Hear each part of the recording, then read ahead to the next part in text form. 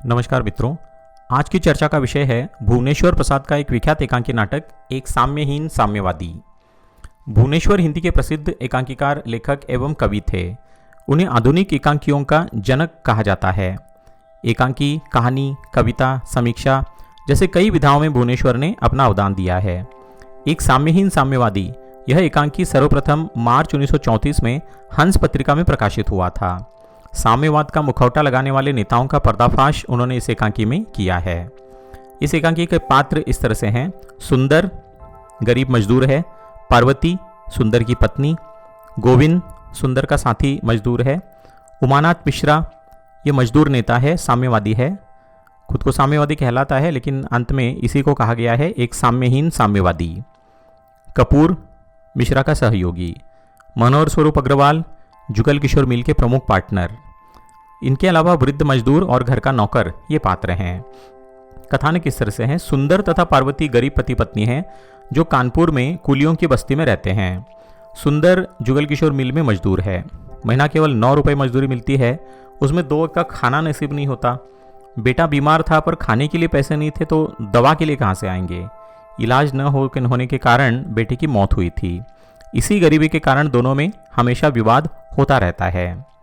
पहले दृश्य में जब सुंदर का साथी मजदूर गोविंद आता है सुंदर के घर तो पार्वती गुस्सा करती है क्योंकि गोविंद सुंदर को शराब पीने ले जाना चाहता है। पार्वती चाहती है कि सुंदर मजदूरी छोड़ खेती करें, लेकिन गोविंद का कहना है कि खेती करने में नुकसान ही है। पार्वती गोविंद को घर से भगाती है। इतने में दूसरा एक वृद्ध मजदूर आता है और सुंदर को ताड़ी पीने साथ ले जाता है। दूसरा दृश्य वकील कॉमरेड उमानाथ मिश्रा के बंगले का है। कॉमरेड मिश्रा की आयु करीब 30 साल है। वह अपने सेक्रेटरी कपूर से काम की बातें कर रहे हैं।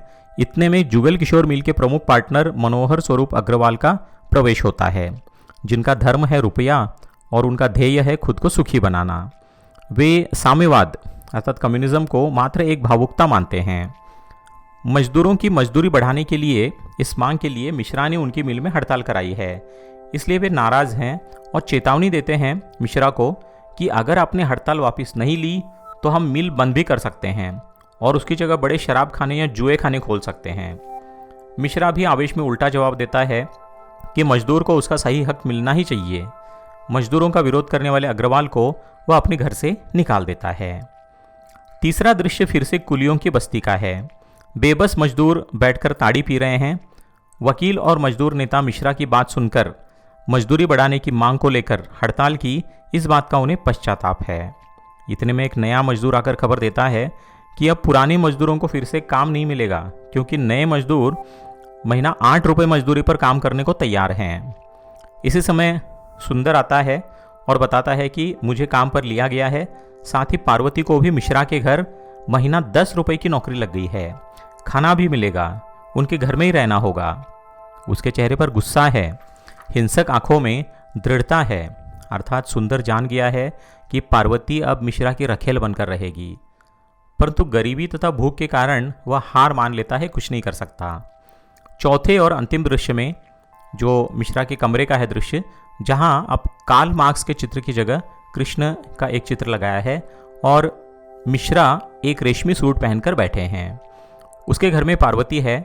नौकर आकर बताता है कि सुंदर सुबह जल्दी चला गया, आपसे कहा सुनी माफ करा गया है, अर्थात सुंदर हमेशा के लिए वहां से चला गया है। यह एकांकी का अंत होता है। पात्र एवं चरित्र चित्रण। सुंदर, पार्वती, मिश्रा तथा अग्रवाल यह एकांकी के मुख्य पात्र हैं। कपूर, गोविंद, अन्य मजदूर तथा घर का नौकर सहायक पात्र हैं। मजदूर नेता कॉमरेड उमानाथ मिश्र यह साम्यहीन साम्यवादी है जो गरीब मजदूरों की असहायता का फायदा उठाता है। खुद को साम्यवादी कहलाने वाला मिश्रा अंत में अवसरवादी बना दिखाई देता है। वह पैसे पर अपनी दृष्टि केंद्रित करता है और सुंदर पर उपकार कर पार्वती को भी हथिया लेता है। सुंदर गरीब है और मिल में मजदूर है। पत्नी पार्वती से प्यार तो करता है परंतु जानता है कि पैसों की तंगी के कारण वह उसे खुश नहीं रख सकता। इलाज न हो सकने के कारण बेटी की मृत्यु हुई है, यह दुख सीने में दबाए है। मिश्रा मजदूरों को हड़ताल के लिए प्रेरित करता है। तब मजदूरी ज़्यादा मिलेगी इस आशा से हड़ताल में सुंदर शामिल होता है, पर अंत में निराशा ही हाथ आती है। पार्वती पर अपना गुस्सा उतारते हुए कहता है, औरत की जात या तो मज़ा उड़ाती है या न उड़ाने के लिए पछताती है। उसका क्रोध पार्वती जान जाती है, पर गरीबी के आगे वह भी बेबस है। पत्नी पार्वती को भी सुंदर अंत में खोता है। अंत में परिस्थिति से हार कर हमेशा के लिए पार्वती को छोड़कर चला जाता है। पार्वती निम्न वर्ग की महिला का प्रतिनिधित्व करती है, जिसे बहुत कष्टों के बाद भी पेट भर भोजन नसीब नहीं है। पैसों के अभाव में बीमार बच्चे का इलाज नहीं हो सका और उसने दम तोड़ दिया। यह कसक उसके दिल में है, परंतु वह यथार्थवादी है, जानती है कि बार बार शोक मनाने से कुछ नहीं होगा। इसलिए जब गोविंद, सुंदर का साथी मजदूर, इस बात का जिक्र करता है उसके सामने, तब कहती है, तो क्या करूं, सिर टकरा दूं? मरते हुए की टांग कौन पकड़ सकता है। भाषा शैली तथा संवाद। भुवनेश्वर की भाषा शैली तथा संवादों की अपनी एक विशेषता है। पाश्चात्य प्रभाव के कारण अंग्रेजी शब्दों का प्रभाव मिलता है, परंतु कथानक तथा पात्रों के चरित्र के अनुकूल भाषा है। मर्मस्पर्शी संवाद मिलते हैं। संवादों के तीव्र घात प्रतिघात से कथानक आगे बढ़ता है। देश, काल और वातावरण या संकलन त्रय। प्रस्तुत एकांकी का रचना समय 1934 का है। उस समय साम्यवाद का प्रभाव था, परंतु अधिकांश साम्यवादी साम्यवाद का मुखौटा लगाए थे। भुवनेश्वर का मानना था कि साम्यवाद की बागडोर केवल नेताओं के हाथ में नहीं होनी चाहिए। यदि साम्यवाद लाना है तो सर्वहारा वर्ग को अर्थात मजदूर को आगे आना होगा। इसीलिए उन्होंने मध्यवर्गीय साम्यवादियों का पर्दाफाश किया था। मजदूर आंदोलन, मजदूरों की दयनीय स्थिति तथा पूंजीपतियों के स्वार्थ का प्रभावी चित्रण यहाँ हुआ है। उद्देश्य: साम्यवाद का मुखौटा पहनकर मजदूरों को गुमराह करने वाले मिश्रा जैसे मजदूर नेताओं को बेनकाब करना, यही इस एकांकी का उद्देश्य है, क्योंकि इस प्रकार के साम्यवादी ही साम्यवाद को गहरा नुकसान पहुंचाते हैं। इस तरह से यह एक सफल एकांकी कहा जा सकता है। धन्यवाद।